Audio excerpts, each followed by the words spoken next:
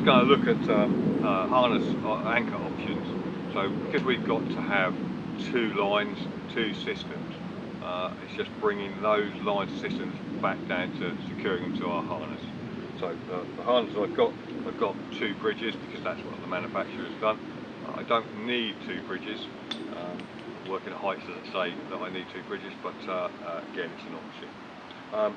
So I've got to put carabiners together, so my carabiners will come down. Again, I've got a rope bridge, and I can clip my two systems to my rope bridge.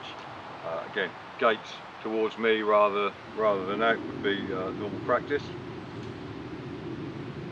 Most harnesses will come with a ring or some form of anchor support on a bridge.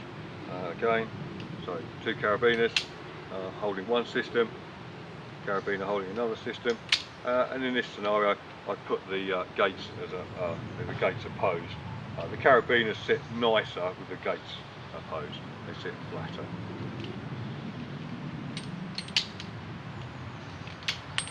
Another option we have is swivels. Swivels will allow freedom of movement.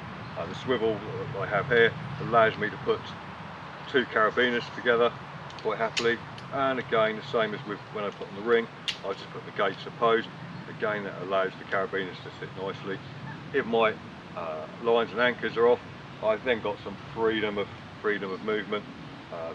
I have a ring behind my swivel, just slows my swivel down so I don't slop from side to side. So that works quite well.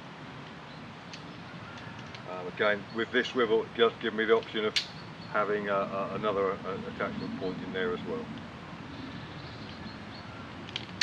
One of the issues we have with having to use three systems is that it takes up quite a lot of room on a harness. So trying to organise how those systems come back to your harness and keep things configured correctly is quite important.